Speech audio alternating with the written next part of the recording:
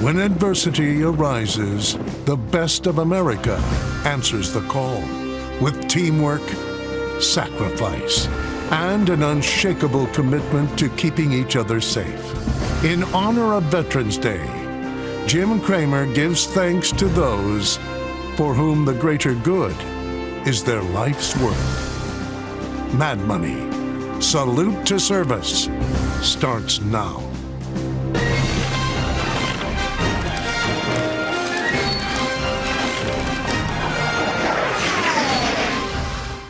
Hey, I'm Cramer. Welcome to a special Salute to Service Veterans Day edition of Mad Money. Other people want to make friends. I just am trying to make you some money. My job is not just to entertain you, but to educate and teach you. So call me at 1-800-743-CNBC or tweet me at Jim Cramer. The old normal, it's dying. The new normal struggles to be born. Now is the time for something, a word we hardly ever use on Wall Street. Now's the time for nuance. After a day where the Dow gained 263 points, S&P declined 0.14%, and the Nasdaq lost 1.37%, I think we've gotten to the point where terms like growth and value, which people throw around all day, no longer help. COVID's exploding, but a vaccine's on the way, along with the new president.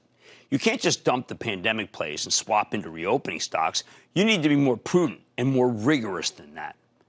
Unfortunately, the conventional wisdom says everything's binary. You buy the cyclicals, so you sell the softwares. You dump the semis, you buy the rails. You in the consumer packaged goods stocks, you sell the steels. I mean, there are some powerful, simplistic concepts here.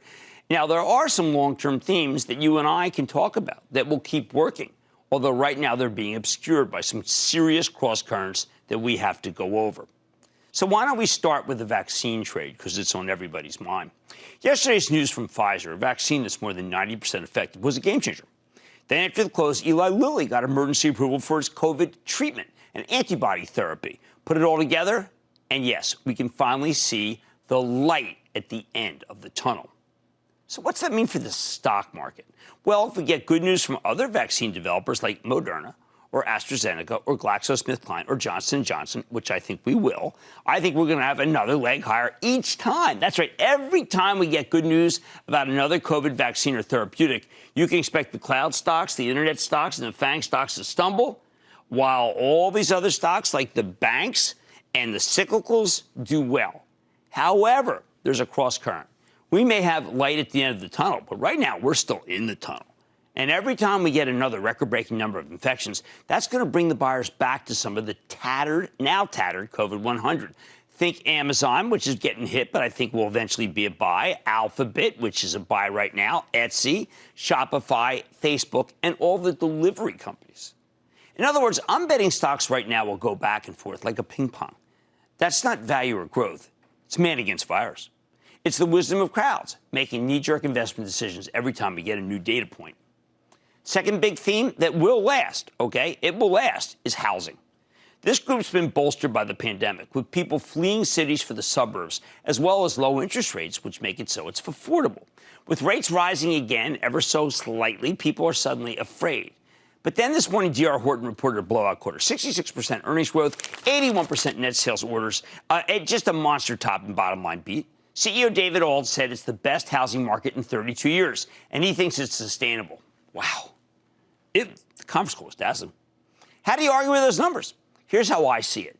Just because a vaccine is on the way, that doesn't mean we'll see the end of this exodus from the cities and into D.R. Horton homes. The theme's still alive. The fact is, COVID's out of control, and we still don't have a plan to get the vaccine where it needs to go. Don't get me wrong, the vaccine looks like the real deal, but it will take months and months to produce and distribute. I don't get the sense that there's even a plan for it when we're finally able to get it. Even when the vaccine arrives, I wouldn't be surprised if the exodus continues. It could take years for cities to recover from the pandemic. And now that we know millions of jobs can be done remotely, there's less reason to live near the office. Plus, a Biden administration will be less hostile to immigration, which means more demand for housing. Nice tailwind, something that no one is talking about. Still, you have to be ready for the home builders to get hammered every time we get some more good vaccine news that causes people to believe economic activity will pick up, causing interest rates to increase and the end of the exit to the suburbs. Those are not going to change the direction of the moving vans, though, so I don't want you to get confused when you see stocks churn. Third theme, cars. The auto industry was already on fire, part of the exodus to the suburbs and the country where you need a car to get around and you can't carpool anymore either. But if the economy is reopening, that gives you even more reason to drive. Ford and GM stock have been both moving up relentlessly. I think they both have a lot more room to run. Maybe, well, you know what? There's a good chance the Biden administration hands out subsidies for electric cars, assuming they can round up the votes in Congress. Meanwhile, the dealerships like Carvana, and we introduced you to Lithia Motors not that long ago, they're going to keep powering higher. You're not going back on mass transit when the contagion rate is this high. Hospitals all over the country are about to be overwhelmed. Again, it'll be months and months before enough people have the vaccine for the world to go back to normal. Those months belong to the autos. Fourth theme is the bizarre bifurcation in retail. This morning, Simon Property Group, the largest owner of malls in the country, revealed that plenty of their tenants have simply stopped paying. Even with a vaccine around the corner, I'm betting most of the small and medium-sized restaurants could fail while we wait. As for retail, many of these chains are running short of cash. This group will be a tug of war. Macy's, Nordstrom, Kohl's, they'll rally on positive vaccine news. I mean, rally huge, 20%. And then they'll get sold off again when cases keep spiking while we wait for the next data point. Speaking of the results for Simon Property Group, all these brick-and-mortar bankruptcies mean there's another big spike in unemployment on the way. CEO David Simon is a very smart guy, and he made his comments pretty clear about tenants being totally cash-strapped. Listen to this, quote, while we have made significant progress in addressing collections, we still have some unresolved amounts with certain larger national tenants who unfortunately are refusing to pay their contractual rent, even though they are open and operating, end quote. My translation, these chains may have employees now, but those people will lose their jobs when the stores get evicted. Can't stay in business if you can't pay rent. That's bad news for the banks, which exploded higher yesterday as the vaccine news caused a surge in interest rates, which is considered to be good for the banks. I see that move being repealed by the coming wave of defaults. Now, one more contradiction to give you. We have a ton of American tech companies, and for the most part, their stocks were running going to the weekend because we had no idea when the virus would be contained. Those stocks got obliterated yesterday and again today. But they're still up dramatically since the pandemic got started. And you know what? That makes sense. I expect more downside, but not a ton of downside. So get ready. Why should there not be a lot of downside? Because COVID didn't give these tech companies a temporary boost. It hastened a long-term trend. Their gradual integration into our work and our lives, they're no longer tech companies. They are companies that do things, period. In every single stock we trade, there's tech, there's digitization. Perhaps more importantly, many of these tech names should benefit from the Biden administration. Remember, President Trump has been very aggressive on trade. That's alienated nearly every other country on earth, including China, Mexico, most of Europe. When Biden comes in, that's going to change. A softer line on trade, maybe even a more diplomatic approach in general than tweeting. That means our international companies should have more opportunities overseas. Good news for Boeing, Honeywell, Otis, 3M. It's good for the railroads, which take goods back and forth from our ports. Finally, under Trump, and maybe this is the most important thing that's happening right now. Under Trump, American companies have been scared to death of leaving America and opening new factories overseas. They trembled at the Trump tweets. They were scared of our president. Love it or hate it, that will soon be over. They'll be able to expand again, build again, do whatever what they have, especially, by the way, a company that really needs our allies, Boeing. And that is terrific for their shareholders, particularly Boeing. The bottom line, don't fall prey to these false dichotomies. There's too much money to be made by recognizing all the cross currents here as these different groups ebb and flow with the news cycle. It's not value versus growth. It's every man, woman, and company for itself. All right, this year's a little different. This COVID's got everybody a little different, doesn't it? So for this edition of Mad Money Sleuth Service, we have some video questions from around the country of those who have served or are currently serving in the U.S. military. First up, we have a question from Emmanuel at the United States Military Academy at West Point. Booyah, Jim. My name is Emmanuel Hoa. I'm a first-class cadet from Newark, New Jersey, and I'm currently studying French and counterterrorism. I'm also on the boxing team. Go Army Boxing! At West Point, I'm part of the healthcare sector with the West Point Investment Club, and we're currently researching the evaluation of Moderna Therapeutics. My question for you is, what do you think of the future growth prospects of Moderna? Thank you. All right, so what we've learned about Moderna is that the RNA thinking that they've been using is the same that Pfizer's doing. So it would not surprise me one bit if we did not hear great news about Moderna.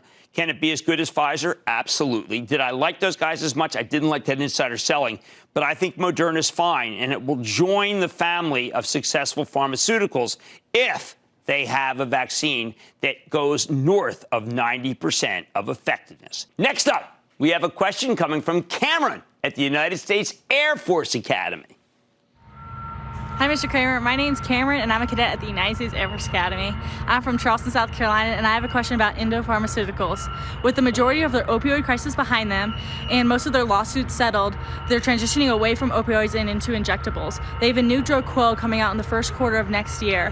What do you think about them for a speculative play? Well, you're asking, well, Cameron's got a speculative play, all right. And I do hope all the lawsuits are behind them. And I do think that, frankly, I'm going to tell you, I think you can do better than that, Cameron. There are so many fabulous companies that I don't think you have to do a speculative play that's a low dollar amount. There are plenty of great ones, and we talk about them all the time. But, frankly, I'm going to tell you, I'd rather have you in Bristol Myers. I really would. Get a little yield, put away that yield, let it just be reinvested, and by the time you're out of service, you have a lot of money. All right, our next question comes from Benjamin at the U.S. Coast Guard Station in New Haven. Benjamin. Hey, Jim. I've been watching your show for a long time. I've been investing for about 10 to 15 years now, and I recently made a big purchase in DocuSign, and I'm wondering what your opinion is on that. I saw a tweet from you earlier in the pandemic saying that you weren't too sure if there are no deals going on. You probably don't think DocuSign is going to do very well, but in the future, I'm wondering what your perspective is. Okay, my problem with DocuSign is it's run about 150 points since the pandemic really started roaring, and there's a belief that obviously that therefore there will be deals with the vaccine that are back to face. But I agree with you; it's never going to go back to the way it was. So I would think if you had any extra capital, let it go down for the next couple of days and buy more, because DocuSign is the way that we are going to do business for the rest of our lives. Thank you all for some great questions, and more importantly, for your service. Now, remember, it is the time for nuance. Stop the meat axe value growth. I'm going to rip somebody's lungs out. They keep coming on our air and saying that. And by the way, I know where you work. I know where you are because, I work here. Anyway, don't fall prey to false dichotomies. There's too much money to be made in the cross currents for you to just think growth value. On a special Veterans Day edition of Mad Money, America's armed forces keep us safe and are the guarantors of the freedom that we so often take for granted. Tonight, I'm highlighting companies that are doing their part to honor those who protect and serve. And then, Beyond Meat is teaming up with Pizza Hut. But the news did little to stop the post-earnings slide in the company's stock today, or its somewhat opaque relationship with McDonald's. I'm sitting down with the CEO to find out what's really going on. Plus, I'm going to sit down with a former Army captain who currently runs one of the most recognizable companies on the planet and is doing a great job. Don't miss my exclusive interview with the CEO of Campbell's as we salute our brave servicemen and women on this special edition of Mad Money.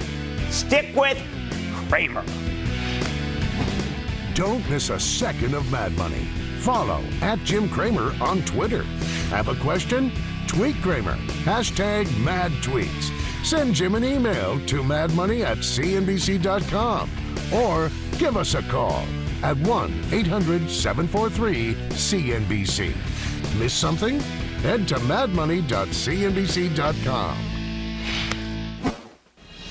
This limited commercial edition of Mad Money is made possible by Boeing. On this Veterans Day, we thank all who have served our country. Shepard Smith here. Thanks for watching CNBC on YouTube.